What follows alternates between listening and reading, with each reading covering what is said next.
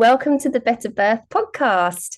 I am very, very honoured to have the very wonderful Sophie Messager back again to come and talk today. Welcome, Sophie. Thank you, Erin. I'm delighted to be back. I'm very excited to talk to you today because we are going to be talking about the aging placenta myth, which is something that I think a lot of people are told, and it's a massive myth that I feel like we need to explore more. You've been on the podcast previously because you came on and recorded an episode with me on Rebozo. So if people haven't listened to that, they need to go and listen to that episode as well. But before we start, do you want to just introduce yourself for anybody that didn't hear the last episode on who you are and what you do? Sure. So I'm Sophie Messager. As you can hear from my accent, I'm French, but I've been living in the UK for 25 years. And my background is I spent 20 years doing research. I have a PhD in physiology of reproduction. And then the birth of my children, 17 years, my first child 17 years ago, led me to want to retrain and to become somebody who supported people to have basically the experience I had, which I had a doula, and I went from being really scared of birth to having a fantastic experience, fantastic empowered experience of giving birth. And in fact, when I reflect, I know that there's no way I would have had that experience if I hadn't put the support in place, the education support in place, because I had no idea what I was up against, which is the theme I'm sure we'll cover in this discussion. And so I'm a bit of a jack of all trades, yeah, and I love learning new things. I ended up training to be a doula, I ended up training to be an antenatal teacher, baby wearing instructor, and then being at birth led me to train to want to explore the energy side of things. So I trained to be a Reiki practitioner and then a Reiki drum practitioner, and both in the teaching field in that and as well. And I kind of organically fell into teaching professional rather than parents. It kind of happened over time, and I found myself acquiring a lot of skill like rebozos, closing the bone. Rituals is my big topic now, mother blessings, postpartum wrapping, lots of stuff that came from learning techniques, tradition and rituals that belong to cultures that still have nurturing traditions around the perinatality, and seeing what we had in the UK as a huge contrast. And I ended up writing a book called Why Postnatal Recovery Matters, because I got fed up of seeing women struggle in the postpartum and blame themselves for the struggle, when really what we have is not at all appropriate. And because of my background, I've made it a specialty to blend science and traditional knowledge. And I've also made it a specialty, which is what we're discussing today, to go and challenge a lot of the beliefs, scientific beliefs that are taken for granted inside the system, because I can analyze it, can go and look at the thing and go, doesn't add up. So And yeah. and there's a lot. There's a lot of a lot of guidelines, policies, and beliefs that should be challenged and could be challenged. I mean, we could do a whole podcast series just on, Just on just that, on yeah. that. But we are going to focus on placentas and the aging of placentas for today's episode. And like I said, I do think this is a really important topic to cover because, like I said to you before we started recording, I mean, honestly, if I had £1 for every client that got told you have to have an induction because you're, post dates and your placenta is going to stop working, I would be rich. Like, Yep. not even clients. I have people dropping into my DMs on Instagram constantly saying I've been told my placenta is going to fail. It is a very common reason, I'm doing air quotes, reason for Yeah. induction because it's not really a reason, alongside all the other raft of, again, reasons for Alongside the baby being too big, and say either your placenta is failing or your baby is getting too big, or be both together. baby's too big, baby's too small, you're too old, you're too fat, there's the wrong ethnicity. I mean, there's a laundry list Yeah. of reasons that someone might get offered an induction. um so, I mean, where do we start with talking about this topic? Is is it a valid concern, I guess? Is it a reason for induction? Do placentas just pack up after 40 So weeks? I believe that placentas do pack up, although pack up is probably not the right term, but I don't believe that they pack up. I think I can have problems at any, some placenta can have problem at any point in the pregnancy, but the idea that somehow because you reach 38, 39, 40, 41 weeks, 42 weeks, because you reach a set date, somehow your placenta goes, it's midnight, I need to turn into a pumpkin. You know, it's just, sorry, I'm actually quoting Dr. Sarah Wickham on that. She said your placenta doesn't turn into a pumpkin. Yep. That doesn't make any sense, you know.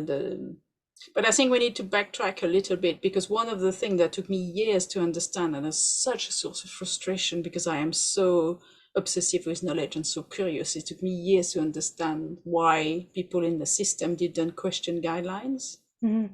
And people in the system don't question guidelines because that's not how the system is set up in any way. Each individual cannot be blamed for that, because the way that maternity care works like a medieval church. You've got a nice guideline, the Pope, yeah, Mm-hmm. and then the guidelines get passed on. Also, what's really funny is each individual hospital makes up their own guidelines, Yep. because of course each individual inside the hospital interprets what's been issued by NICE Mm-hmm. from their own perspective, Mm-hmm. which is fascinating because the guidelines for, say, waters broken in Oxford Hospital are completely different from the one in Cambridge Hospital. Mm-hmm. So there is that phenomenon that, the other thing I discovered through the years is that there's three types of health professionals: the ones who think the guidelines are good, the rules are good, and follow them because they think they're good; the ones that think they're not especially good and they follow them, they disrespect them, like, covertly. So the midwives who say, at a home birth, when I said, well, how did you get away with letting the mother push for 3 hours instead of what it says in your guidelines, which is 2? They said, don't record the pushing until I can see the head. Mm-hmm. And then the third category are the people who overtly challenge the system, and those people get removed. Yeah. Mm-hmm. That's it. Yeah. And once you understand that, you can't blame the people because the system actively punishes. If anything goes wrong, they're going to come on the person like a ton of brick if they've taken any liberty with what the rule says. And it's harmful for people in the system, and it's harmful for the professional and harmful for the people who are being cared for in the system. So I think it's really important to look at that. And then above that, even, is the fact we live in a patriarchy. Mm-hmm. And we think that, and again, it's not conscious. I don't think people are doing it through harm. They genuinely think that they're being helpful. But the whole concept of how medical care, education, and politics are set up in the Western world is that, you don't know. And education is really clear. It's like, and to a level, parenting.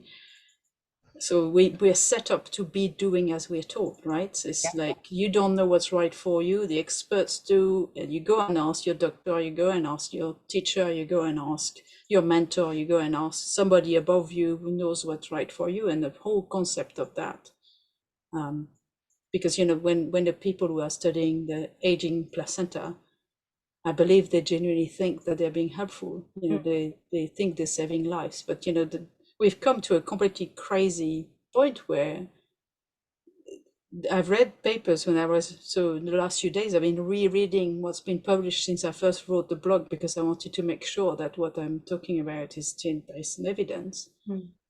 And I found papers that say, American papers that say that, oh yes, since induction of labor care is much less recent before and it's very safe, we should really be inducing any women over 40 weeks, because the risk of waiting versus the risk of inducing really say that it's in favor of the induction. But that's because it's a very skewed view. And of course, very few of those pieces of research go and ask the actual people to whom we're going to do the induction what their experience is. Do they like the idea? Like, there was this big study that was done when they really struggled. I can't remember the name of that study, with a big study on induction. I think it was a 39 something trial. Mhm. And they really struggled to recruit people who would consent to be induced early for the sake of the study. That tells you something. Yeah. Yeah, I think it's I think it's interesting the whole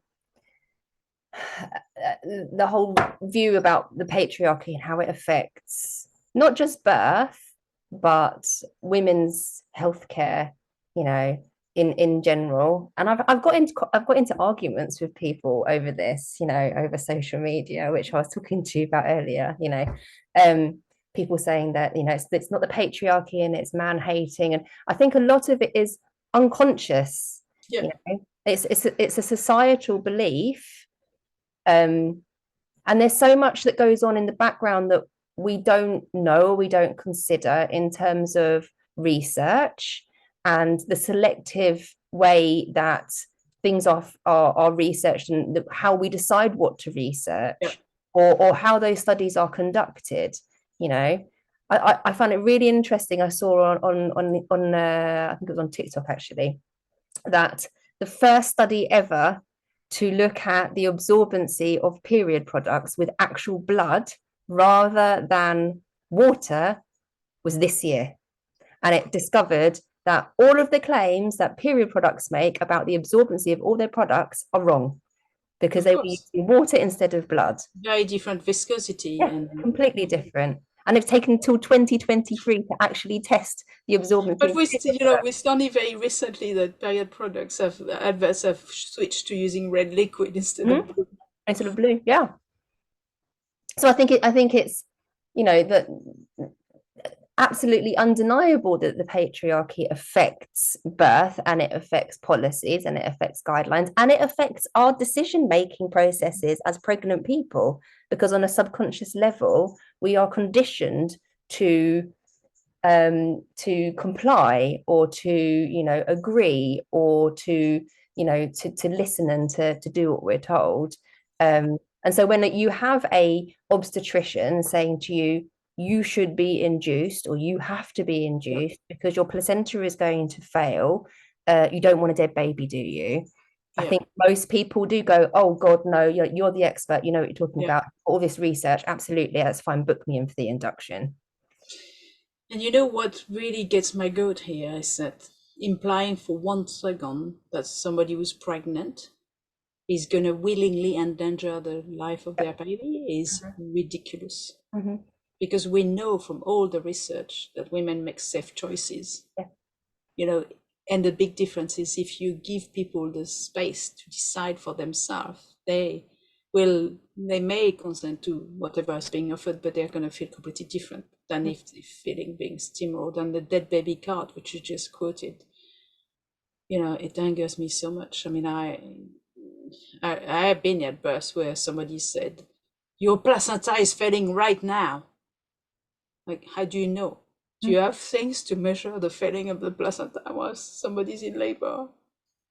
I had some a client who discharged herself against medical advice when she was still pregnant because they'd been told telling her she had low amniotic fluid. And as she walked away from the ward, the midwife said to her, I hope you don't have a stillbirth in the night. Oh, that's disgusting. Yeah. And the thing is, she told the story in front of another friend, and her friend gasped, and I didn't because I've heard it before. Mm, You know, the dead baby card, the coercion, the sort of. And so many times I've had women saying to me, I don't want to get induced, especially when the induction is for the looming 42 weeks. But I wouldn't forgive myself if something happened to the baby. And that's a possibility you may have to live with, because we never know. Nothing is guaranteed, nothing is 100%. And the guilt, but also how society is going to judge you. mm, You know, it takes a lot of strength to make decisions knowing that there's that weight. And sometimes I've had clients who said to me, I really don't want to get induced. I know my baby is safe, but my partner is so scared. yeah. I'm going to consent. Mhm. I'm going to go ahead because I couldn't live with myself if anything happened to the baby and I'd gone against my partner's wishes. So Mm, it's a minefield. You know, I remember being myself 42 weeks and 2 days pregnant with my first child. And I was very lucky back then to have, this 2006, and I had a NHS midwife. I'd had the same midwife all the way through. She would come to my house for some of the appointments, and she was a very experienced Scottish midwife, was very down to earth and was just reassuring me instead of, because I told her right from the start I didn't want to get induced. But in that vulnerable situation, you doubt yourself, right? So if anybody starts when you're already feeling anxious and pressured by time, because how does that help somebody go into labor Mm. when they know that if they haven't had the baby by midnight on 42 weeks, Yeah. they can no longer, for instance, go to the birth center, even though since then I've actually had clients going there at 43 weeks, because when you know better, you give people tools to be able to call the bluff and say, well, that's okay, I'm not coming in, please send me a midwife at home, and suddenly the birth center doors open. But the sort of how it's very rare to meet, when people get to 40, close between 41 and 42 weeks, usually you get a consultant appointment. Mm-hmm. And it's random, right? You get some, I've been amazed by, who were very balanced and said things like, we're here to decide whether you want to wait, whether you want to have an induction, whether you want to have a cesarean.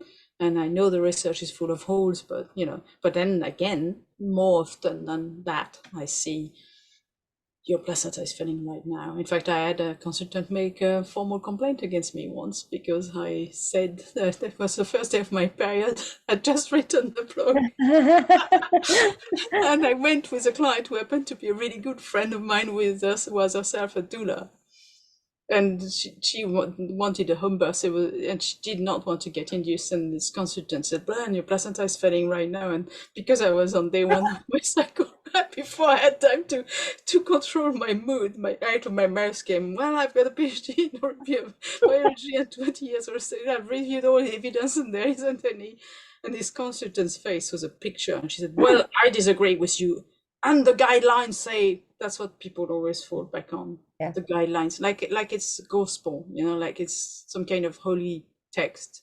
This is the problem with guidelines, because you can cherry pick research to back up guidelines, or you can cherry pick research which is going to support the policies and guidelines that you want to put in place. There can be a whole raft of other research that says the opposite. Yeah.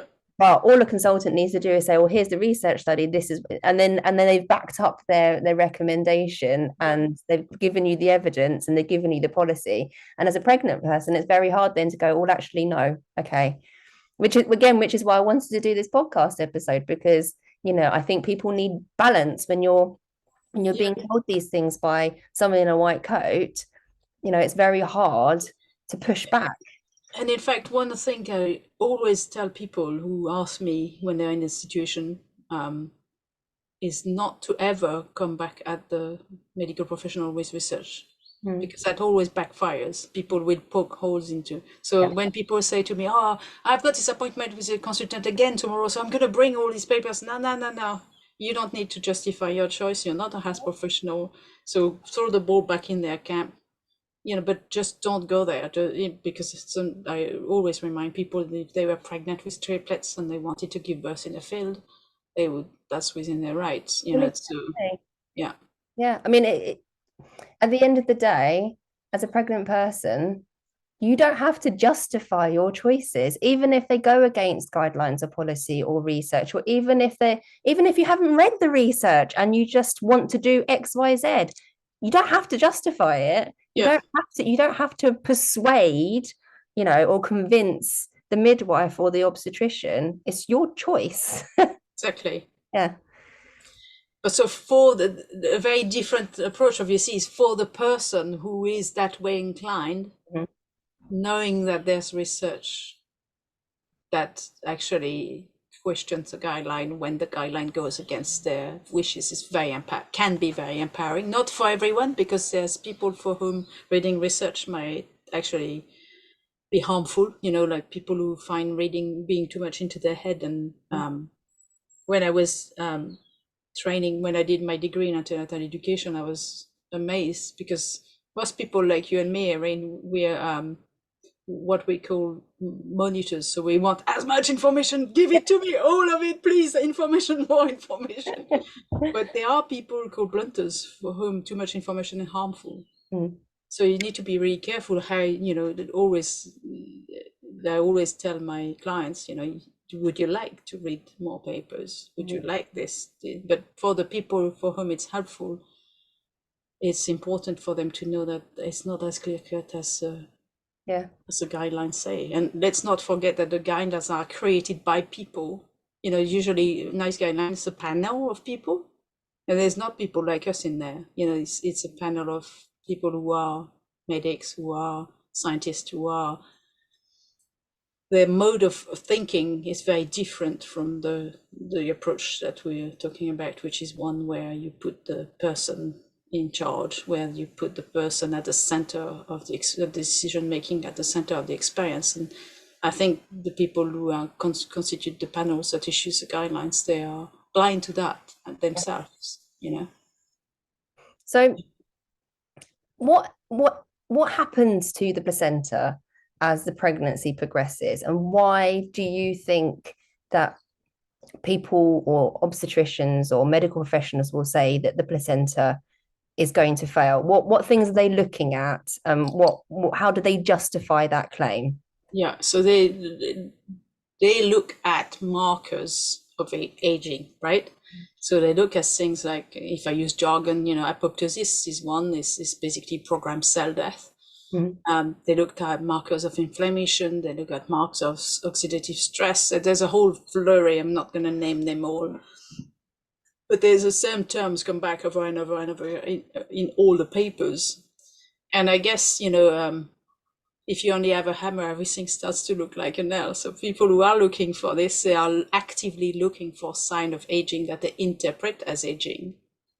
And when I started looking into the papers in details, what I saw was that, for instance, and I go into very much detail in the blog, so if anybody's listening to this want to read the blog has linked to the research inside of it. I've tried to put as much as I could in there. That the first thing that really struck me was, because of my background in science, that apoptosis, which is programmed cell death, some people call it cell suicide, I remember very well back in my days of being a student in biology that we were told that apoptosis was, for instance, necessary for the shaping of the brain or the spinal cord and other parts of the body in the fetus whilst it's growing. And that you've got apoptosis again when you're going through puberty. And I'm pretty sure, but although I'm not aware that's been studied, that you've got apoptosis again when you go through the whole pregnancy, motherhood thing. There's so much remodeling in the brain. And I'm sure you have it when you go through menopause as well. So apoptosis, programmed cell death, is as much of a marker of change and growth as it is a marker of aging. Mm-hmm. And when I wrote the blog, I went back and thought, okay, that dates back from my study, so I want to go back. And I found very recent papers that said the same thing, that they were papers not in the field of maternity care, but papers talking about those things in general as and not being, it wasn't clear cut to call them signs of aging. And I assume that people who are talking about that, they don't go back and think, oh, hang on a bit, this is not as simple as. So the new aspect, so I looked at every single one of those things and I was like, you can't say, it's just a theory. I think one of the big points, that's the main point I'm making in the blog, is that it's a theory, the aging. And when you delve into each of the individual paper, even in what I found with one of the latest review, which is from 2020, says, they don't have the data they don't have they think this is likely that it means that, but we don't have proof. Yeah. They say that in their own papers, but the title doesn't say that. The title always go, aging of the placenta is responsible for stillbirth, aging of the placenta in older mothers is responsible for this and that, and aging of the placenta in IVF, and it's all these categories, always goes, this is that. And then when you delve to the actual paper, they themselves say, we think that it's this, we think that it's that, but they don't have proof. Yeah. Actual black and white proof is not there. And the thing that really amused me greatly, because one of the theory I made in the when I wrote the original blog in 2019 was, what if those changes are actually needed changes that need to happen for the birth to start, for instance. And I found a paper from 2022 that is interestingly called Aging of the Placenta. I've emailed the author saying, can you give me the reference for that? But I'm not received a review. So I've done my own research. There's that one sentence that really struck me. It's a paper that says placenta age, but there's also a paragraph in the paper without reference that says that it's also a known thing that placentas undergo changes to facilitate the detachment of the placenta at the moment of birth. And that got me into some major rabbit holes, because I went like, well, okay, so there's some cellular processes, which makes a lot of sense. Yeah. Because to think that it's just a contractions, only a mechanical process, that doesn't make any sense. So that there is a change in the extracellular matrix inside the structure of the placenta that kind of prepares the placenta to more easily detach, just the same way as the cervix need to dissolve the collagen in there to allow it to open. And I found some studies. I've not found studies in humans, and I found some studies in bovine, but I know that they have slightly different placenta from ours. But a mammal is a mammal, so it's very likely to have similar processes that describe the very changes that need to happen. And those changes seem to be in the same categories as the one that have been described as, because they're a mix of apoptosis, cellular cell death, but also immune type response, because the immune system plays a big role in the placenta. It's like a weird interference between what is like a foreign body inside the uterus, right? So it has a whole immune, but also because it grows, it needs to have systems in place to stop it growing, to like not basically end up like keep growing and keep growing and keep growing. So it's a very complex. I don't think as scientists even today, people completely understand most of the processes, because it's such a complex and fascinating organ. But when I found that new thing, a couple of days ago, that literally there's a scientific paper saying that maturation changes that seem to overlap with what's being described need to happen for placenta detachment. And then that begs the question then, doesn't it? If we are inducing people early, Yes. then what's the impact on the birth and postpartum period Yeah. if we are forcing labor to start earlier and the placenta hasn't been given the chance to mature Yeah. and adapt to be able to detach properly, then what's the impact going to be? And I went to look at that, and I found that induction of labor is a known factor for increased within placenta. Mm-hmm. Because that was the first thing that came to my mind when I found this comment and then went to delve into the process. I was like, oh yeah, but if we mess up with that, because we mess up with a lot of things, right? If we mess up with that, then can it detach properly? Mm-hmm. And, it doesn't look like it's been studied in great depth in humans. Mm-hmm. But again, I'd not be surprised, because, in the same way that, coming back to the whole patriarchy thing, a few years ago, I had a client who lost the ability to have an orgasm after having a cesarean. And when I was a student, I was told that, we don't know the anatomy of women at all as we know the anatomy of men, because history has always been, everything's been done on male bodies, right? And same with animals, everything's like the man is the standard. And when this client had this problem, I went and looked, and they're still the same. So, for instance, if a man has prostate surgery, people are very aware of the nerves, because God forbid that the man would lose the ability to have an orgasm. But when women have pelvic surgery, the nerves are not at all as well known. The anatomy of the inside of the abdominal cavity is not at all as well known. I mean, when was it that people finally realized what the anatomy of the clitoris was? 2000? It's It crazy. was 20 years ago, 2003. I can't remember. I remember hearing the press stuff release about that, and I was like, oh my God. And there's still anatomical books today that shows the clitoris as just being a little Mhm. button, the thing you see on the outside. But today I was listening to midwife Jane Hardwick calling on the podcast, and she was saying if you had a 3D anatomical, model of the clitoris, it would be difficult to fit it in your hand. So there's all this sort of, I don't know how to call it. It doesn't operate in a vacuum. Yeah. The whole idea of the placenta failing is just a symptom of a culture where we think that we need to protect us against ourselves. Mhm. And therefore, because in the latest review paper from 2020, the author also has a sentence that jumped to my mind that say they say themselves in their own article that it would take 246 people to be treated to save one baby. Mhm. That's a lot of people going through induction for nothing. Yep. And these are the people who are in favor of this, and they still think it's right. They think that in 2021, I'm sure you were aware of the big uproar of the NICE guideline proposed new induction guidelines.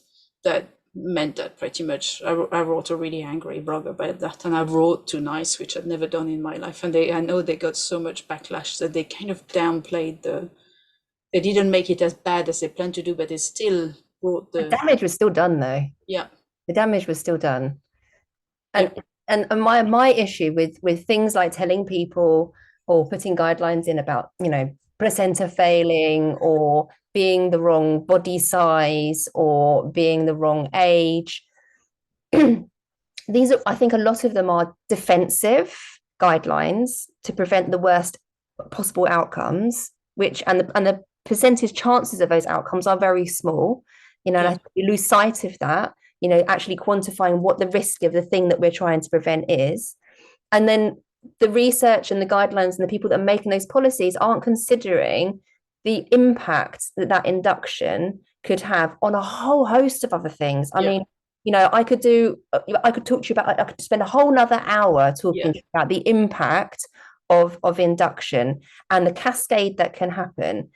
And the fact that it's not communicated to the No, parents, people don't make informed decision ever because it's only presented as they're not communicating the risk of the induction. They often dismiss, which is now there's actual published research that shows that the rate of induction is doubled. Yet you have a very high rate of needing a cesarean if you first time mother having an induction. But they used to brush it off, saying, "Oh yeah, there's no risk," and that's not true. We know that's not true. So the risk is not discussed. The risk of having the intervention is always the risk of not having it, and then the reality of induction. That's a whole nother topic because I don't know what it's like in your trust, but in my area, I've seen induction being stopped halfway through because there's no room in the delivery unit and people being made to wait 3 days with nothing happening in a place where they can't sleep because there's other people around them in a room just with curtains having different stage of induction. Somebody was just telling me the other day they were going through that and there was a woman crying constantly next to them. It's just a reality of it. Like if they said to people, okay, well, the people think they're going to have an induction, they're going to think they're going to have the baby the same day, right? Yeah. And That's then what I thought. That's what I thought with my first. And it sounds very civilized, right? I put the date in my diary. I know when my baby arrives. How convenient! And I mean I thought it was bad before 2020, but when the lockdowns happened and they wouldn't even let in 2020, I had a client who was induced for 5 days, ended up with a cesarean. They wouldn't let a partner in. They wouldn't let me in.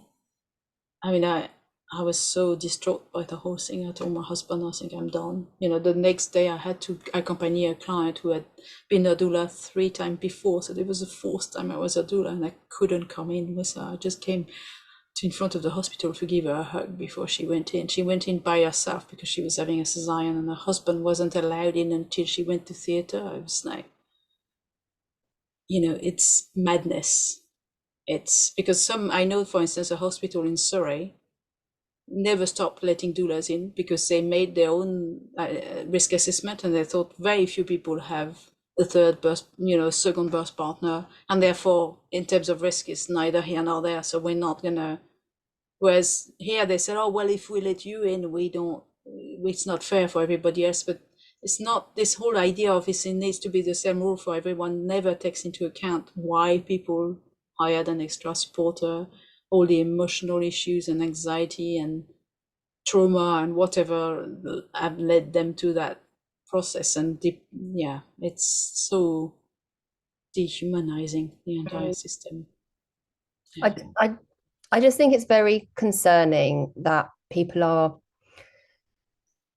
being told that they have to have an induction for whatever reason, whether it's the placenta, whether it's age, whether it's IVF, which all, by the way, there is questionable evidence to back up all of those reasons.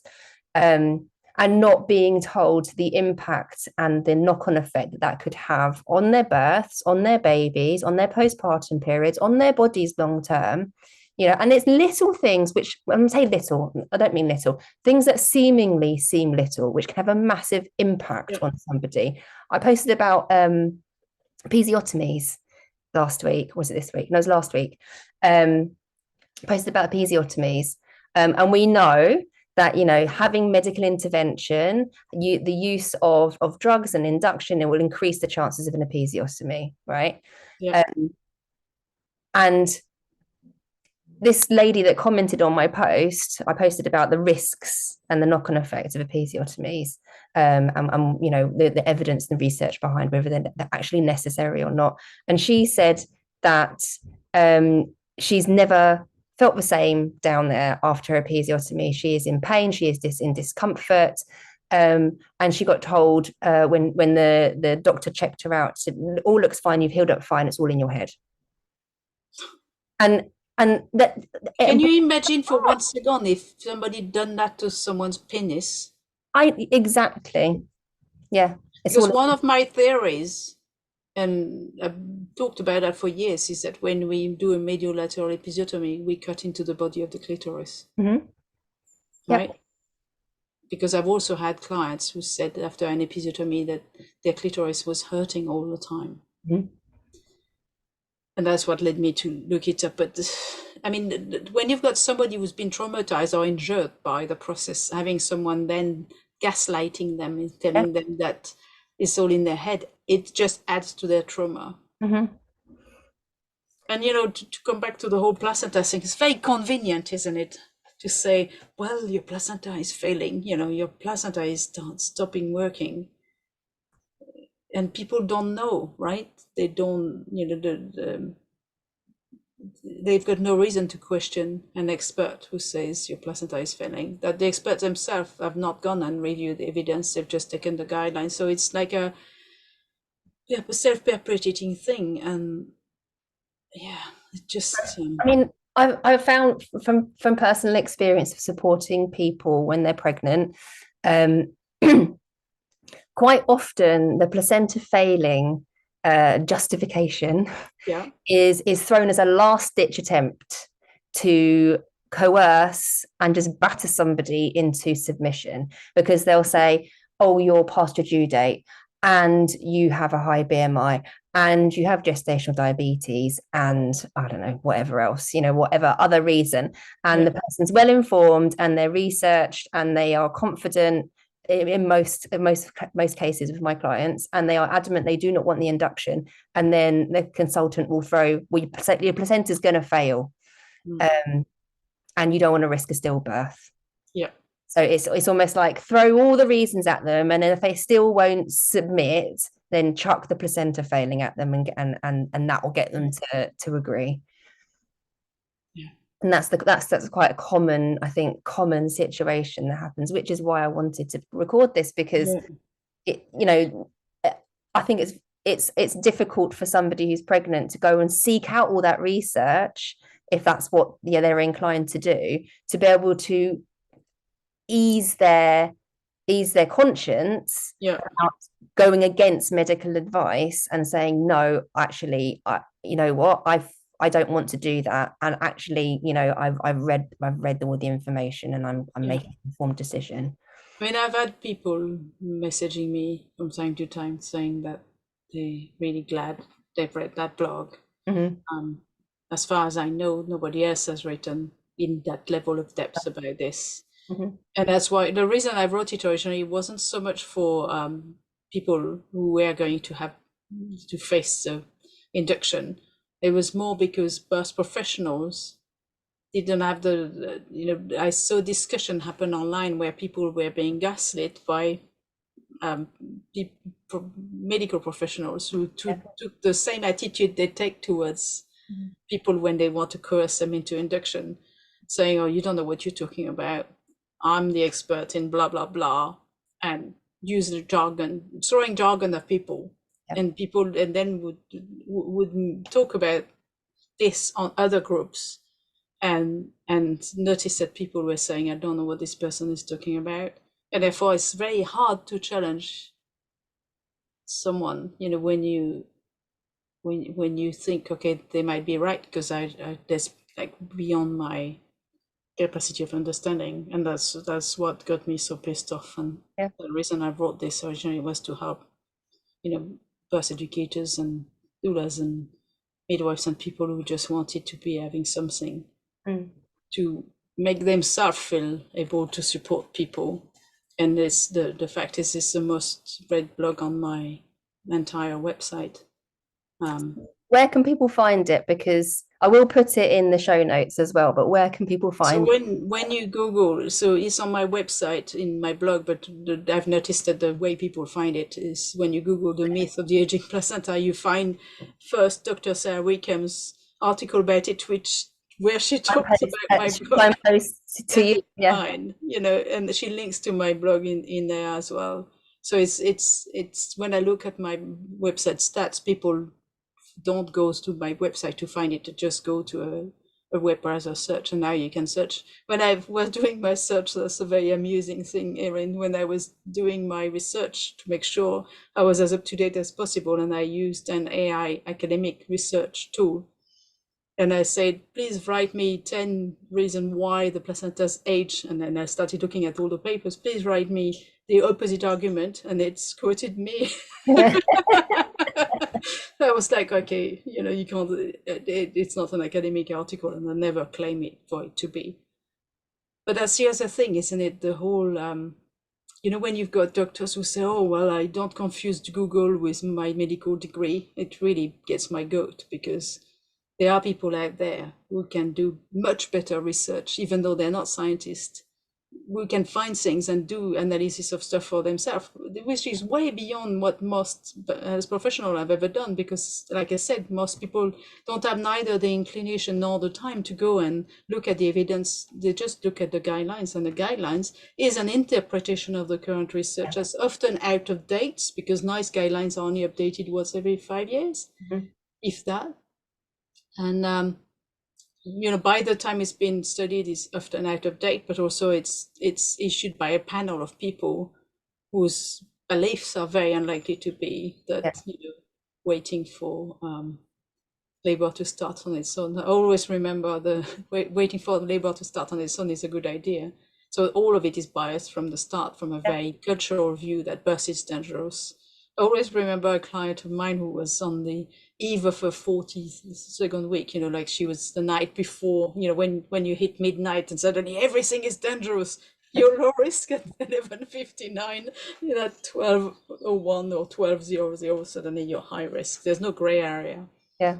And this obstetrician was being like, we need to make a plan. I was like, crossed arm and like towering over my client, and she said, "What's your plan?" Meaning, do you want to be induced? And my client said, "To give birth." And the obstetrician face, I had to look down, so I would have recall. She went into labor that night and had a really beautiful birth. I mean, that's the thing, isn't it? People are robbed. People are robbed of those experiences because they're strong-armed into intervention, which is, supposedly backed by research. But I think it's telling that when you ask an AI tool, give me the reasons the placenta is aging and give me the reasons the placenta isn't, and it brings up it quotes you on the reasons Yeah, that it's not aging. It's because there's very little information and research out there which yeah, counters the argument. And if everybody's focusing on researching, aging placentas and not researching physiological reasons that the placenta, changes, which you could say is the counter argument or the other view, then yeah. of course we're going to have a raft of evidence showing that placentas But age. also a raft of evidence that might actually be really harmful. I want to make a parallel to that and the campaign against co-sleeping that used to be a few years ago and is still kind of in people's consciousness, right? Because, I went to see some new parents last week and they said, "Oh, we're co-sleeping, but we've been told we shouldn't," and that's still in there, right? So all this research that was done, if we take the analogy of co-sleeping, because we live in a culture that thinks the norm is for a baby to sleep on their own in a cot, then the research is done.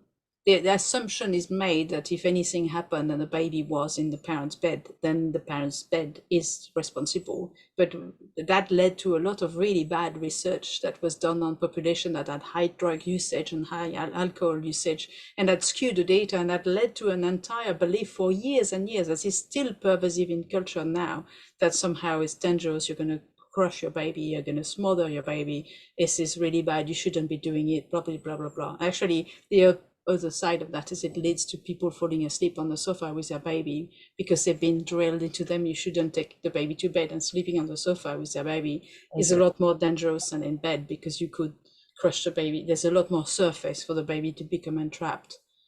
The research now seems to be slowly evolving, but my local hospital still has notes saying we don't recommend you. The people were really encouraged to put the baby in that little plastic thingy. Um, we are a carrying species. We're not meant to have the baby in a burrow or in a nest, but that it must not go into another soapbox rant about that. But because of that belief, the research went only mostly looking at the danger of co-sleeping. And now we know that the risk of co-sleeping is the same in terms of stillbirth as sleeping with a full-term healthy baby as sleeping in a cot. But there's never been any research to go, half of stillbirths happen in a cot. We should do some research because cots are dangerous. That has never happened. This is the exact same thing. Mm-hmm. The research on, there is a tiny bit of stuff I found when I found, like I said, a paper that said that it's a normal part of the separation of the placenta. But yeah, when I did that research, it fascinated me. It's all one-sided. Yeah. And then, of course, research is done and it then self-feed into more research being done, because then the topic becomes like a thing. It becomes fashionable. People think they're doing something hot and exciting, studying the aging of the placenta. And I really think we should replace the term aging, because the other side of that is we live in a culture that doesn't like aging, especially doesn't like aging in women. Mm-hmm. The idea that you must stay young, you must, all the sort of stuff that goes around, like changing, having surgery, having products, having things to keep you looking useful all your life. So that's one aspect of that. But what I've seen in the research tend to indicate I'd like to replace the term aging with maturation, because Mm-hmm. I think there's something that happens to the placenta. And I've even gone as far as wondering, because there's lots of other papers that link to the same signs of aging happening when there is a premature birth, for instance, or stuff like the baby not growing as big as they should. And I found myself wondering, are those things then the sign that the body's going, this is not happening well, we need to get this baby out. And actually they are the same processes.